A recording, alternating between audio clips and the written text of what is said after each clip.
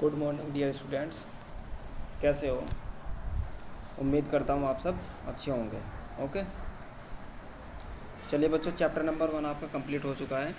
ठीक है, साइंस में चैप्टर नंबर 1 आपका कंप्लीट हो चुका है। कल हमने जूम ऐप पर भी क्लास ली थी, उसमें भी कुछ बच्चों के डाउट्स क्लियर किए गए हैं। ओके, तो चैप्टर नंबर 2 चलेगा आज आपका। आज इसको स्टार्ट करते हैं। ठीक है, इससे पहले क्या पढ़ा था आपने? हमारे आसपास के पदार्थ, मैटर इज अराउंड अस। ठीक है, matter is on our surrounding, chapter का नाम ये था। चैप्टर का 2 का नाम क्या है? Is matter around us pure. हमारे आसपास जो द्रव्य है, मैटर बोलते हैं बच्चों द्रव्य को। हिंदी में नाम अपनी बुक से देख लेंगे, ये मैंने इंग्लिश में डाल दिया, कोई बात नहीं। ठीक है, क्या हमारे आसपास का जो पदार्थ है या द्रव्य है वो शुद्ध है या नहीं? तो मार्क लगा है ना, क्वेश्चन मार्क। क्या हमारे आसपास के पदार्थ शुद्ध हैं? चैप्टर का नाम ये है। ओके बच्चों, तो चलिए देखते हैं इसमें। पहले देखते हैं इसमें द्रव्य का वर्गीकरण, क्लासिफिकेशन ऑफ मैटर। ठीक है, क्लासिफिकेशन ऑफ मैटर। पहले चैप्टर में आपने क्लासिफिकेशन द्रव्य का जो वर्गीकरण पढ़ा था वो 3 रूप में पढ़ा था, ठोस, द्रव और गैस। ठीक है, अब इसमें अलग तरीके से पढ़ेंगे। ठीक है, शुद्ध और अशुद्ध पदार्थ। यदि शुद्धता के आधार पर हम देखें द्रव्य को, 2 प्रकार के होते हैं। एक होता है शुद्ध पदार्थ, दूसरा होता है अशुद्ध पदार्थ। ये कॉपी में भी नोट डाउन करना है बच्चों। ठीक है, शुद्ध अशुद्ध पदार्थ को मिश्रण भी बोल देते हैं। ठीक है, या करके लिखा है इसमें। ठीक है, तो शुद्ध पदार्थ में क्या है? शुद्ध पदार्थ के अणु एक समान होते हैं। जो शुद्ध पदार्थ है उसमें अणु पार्टिकल क्या होंगे? एक जैसे होंगे। दूसरे शब्दों में ऐसे समझो, शुद्ध पदार्थों में एक ही प्रकार के अणु या कण होते हैं। जैसे कि आपका मिल्क है, ठीक है, प्योर मिल्क है, उसमें पानी नहीं मिलाया होगा। तो यदि दूध के पार्टिकल को देखेंगे तो उसमें एक ही तरह के कण हैं। किसके? मिल्क के। ठीक है, अदरवाइज कुछ नहीं है उसमें। ठीक है, तो ऐसे जो पदार्थ होंगे हमारे पास उसको क्या बोलते हैं? शुद्ध पदार्थ। ठीक है, एक ही जैसे होंगे, एक ही प्रकार के अणु या कण होते हैं। जबकि अशुद्ध पदार्थों में एक या एक से अधिक प्रकार के अणु या कण होंगे। जैसे कि चीनी का विलयन, आपने एक गिलास पानी लिया, उसमें थोड़ा शुगर ऐड कर दी। ठीक है, शुगर ऐड करने के बाद ये जो पदार्थ विलयन हुआ आपका, उसको क्या बोलते हैं आप? अशुद्ध पदार्थ। ठीक है, इसमें किस किस के पार्टिकल हैं? पानी के और चीनी के, 2 है ना अलग अलग तरह के, और शुद्ध वाले में एक ही तरह के। ओके बच्चों, क्लियर है यहाँ तक? चलिए, अब है ना, जो शुद्ध पदार्थ हैं आपके वो 2 प्रकार के होते हैं। कौन कौन से? तत्व और यौगिक। तत्व और यौगिक, इन्हें देखते हैं। थोड़ा वर्गीकरण दिखा दूँगा आपको इसका। जैसे कि द्रव्य है, द्रव्य को किस में बांटा गया है? शुद्ध पदार्थ और अशुद्ध पदार्थ। ठीक है, यह मिश्रण भी बोल देते हैं। और शुद्ध पदार्थ भी 2 प्रकार के हैं, तत्व और यौगिक। अब ये पढ़ेंगे हम तत्व और यौगिक के बारे में। ओके, तो सबसे पहला है तत्व। तत्व वे पदार्थ हैं जो किसी भी रीति मतलब प्रक्रम 2 या 2 से अधिक भिन्न गुण वाले पदार्थों में विभाजित नहीं किए जा सकते और ना ही बनाए जा सकते। ठीक है, तत्व ऐसे हैं जो 2 या 2 से अधिक भिन्न मतलब अलग अलग गुण वाले पदार्थों में विभाजित नहीं किए जा सकते और ना ही बनाए जा सकते। उसे हम क्या कहते हैं बच्चों? तत्व। ठीक है, मतलब इसमें जो उनका गुण होंगे वो एक जैसे होंगे। जो भिन्न भिन्न पदार्थ लिए हमने एक जैसे होंगे। ओके बच्चों, फॉर एग्जाम्पल, जैसे एग्जाम्पल समझते हैं इसको। जैसे कि लोहा है, लोहे में कुछ अदरवाइज कुछ नहीं होता, लोहे के पार्टिकल ही होंगे, उसमें लोहे के कण ही होंगे। उसी तरह से कॉपर है, कॉपर में कॉपर के कण होंगे। मरकरी है, मरकरी में मरकरी के जैसे कण होंगे। तो एक जैसे होंगे बच्चों। ठीक है, ये सब क्या है? आपके तत्व हैं। ठीक है, तत्व की उपरोक्त परिभाषा एक और दी है इसमें।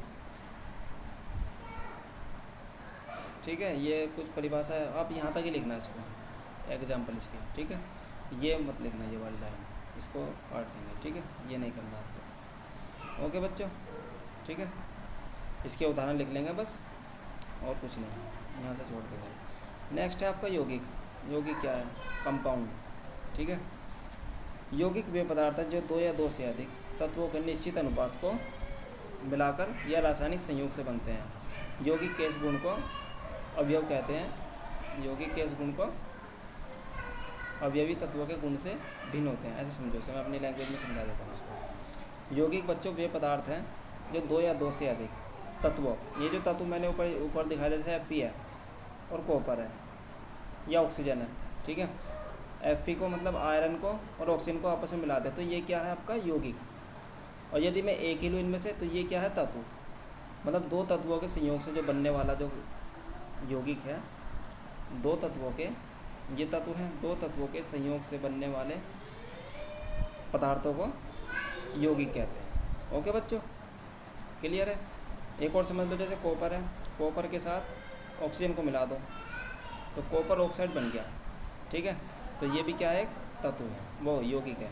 ओके बच्चों, जैसे कि ये रहा एग्जांपल, H2 हाइड्रोजन और ऑक्सीजन को आपस में मिला दिया तो ये क्या बन गया, जल बन गया, H2O एक यौगिक है, H2O एक यौगिक है, ठीक है। हाइड्रोजन H और ऑक्सीजन को मिलाकर जो बना है उसको क्या बोल रहे हम, यौगिक। इसमें क्या क्या है, अब इसमें ज़रूर नहीं है कि हाइड्रोजन के 2 एटम लिया आपने और ऑक्सीजन के 1 लिया, ऐसा भी हो सकता है इसके ज़्यादा और एटम ले लो, इसके भी, इसके कम ले लो, ठीक है। ऐसा नहीं है कि इसका भी एक ही एटम लेना है, इसका भी एक ही एटम लेना है, कितने भी ले सकते हैं, 2 या 2 से अधिक। ओके बच्चों, ठीक है। ये एग्जाम्पल आप लिख लेंगे, सो लिखना चाहते हो तो यहाँ तक लिखना, ठीक है। ये एग्जाम्पल काफ़ी यहाँ तक, ठीक है। चलिए अब पढ़ते हैं मिश्रण। मिश्रण क्या होता है, मिश्रण जैसे मिक्सचर, नाम से पता चल रहा है मिक्सचर। इसमें क्या है, तत्व और यौगिक। तो इससे पहले आपने तत्व पढ़े थे, तत्व व यौगिक,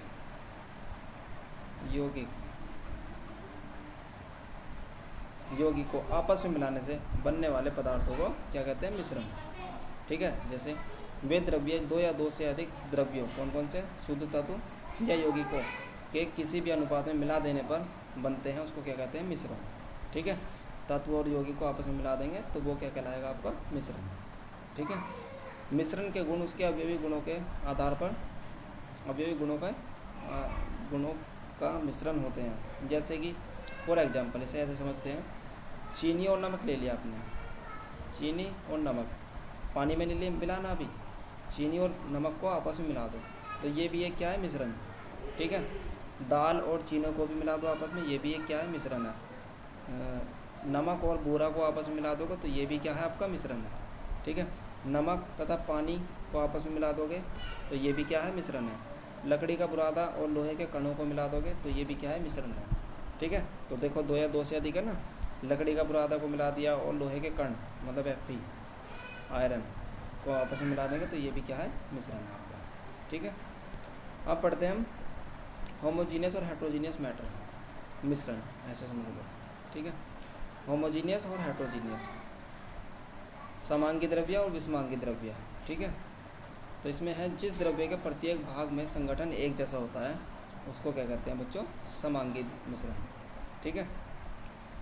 और जिस द्रव्य के प्रत्येक भाग का संगठन एक सा नहीं होता उसे कहते हैं विषमांगी। छोटी सी डेफिनेशन है बच्चों, ध्यान से समझेंगे। देखो, जिस भी द्रव्य के मतलब जो भी हमारे पास द्रव्य है, प्रत्येक भाग का संगठन मतलब कंपोजिशन, उसके बीच पार्टिकल का ये जो कंपोजिशन है, ठीक है, वो एक जैसा होता है, मतलब ये भी इसके जैसा, ये भी इसके जैसा, ये भी इसके जैसा, उसे कहते हैं समांगी मिश्रण, समांगी द्रव्य। और जिस द्रव्य का प्रत्येक भाग का संगठन एक जैसा नहीं होता उसे कहते हैं विषमांगी। विषमांगी मतलब जैसे ऐसे समझो, एक पार्टिकल ऐसा होगा तो एक पार्टिकल छोटा होगा, एक पार्टिकल ऐसा होगा तो ये पार्टिकल थोड़ा और छोटा होगा, या ऐसा मान लो, एक जैसा नहीं होने का कंपोजिशन इनका। समांगी में कैसा था, एक जैसा कंपोजिशन होगा, बिल्कुल सेम, ये इस पार्टिकल इसके जैसा, ये पार्टिकल इसके जैसा। ओके, क्लियर है। धातु यौगिक तथा समांगी विलयन या मिश्रण समांगी द्रव्य है तथा विषमांगी मिश्रण विषमांगी द्रव्य है। इसको नोट डाउन कर लेंगे। ओके, जैसे फॉर एग्जांपल समझते हैं इसको, उदाहरण जैसे जल और चीनी का मिश्रण एक समांगी मिश्रण है। जब आप 1 गिलास पानी में चीनी को ऐड कर दोगे, डालने के बाद चीनी का पता नहीं चलेगा घुलने के बाद कहाँ गई इसमें, ठीक है। यदि हम 1 ड्रॉप निकाल के एक वॉच गिलास पे, ठीक है, सूक्ष्म दर्शी से देखें तो पार्टिकल पता कैसे दिखेंगे आपको, चीनी के पार्टिकल इस 1 ड्रॉप में ही इक्वल डिस्ट्रीब्यूशन, मतलब एक पार्टिकल ऐसा होगा तो दूसरा पार्टिकल भी इसके जैसा ही होगा, ठीक है, बिल्कुल सेम एक जैसा, ठीक है। तो उसको बोलते हैं समांगी मिश्रण, ठीक है।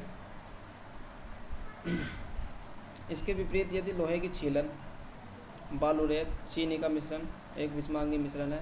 देखो, इसके विपरीत यदि मैं 1 गिलास पानी में थोड़ा रेत डाल दूं, ठीक है, बालू रेत रेत डालने के बाद उसे कितना भी घुमाऊँ मैं, कितना भी हिलाऊँ, वो नहीं घुलने वाला उसमें, मतलब उसमें पार्टिकल दिखाई देते रहेंगे। किसके?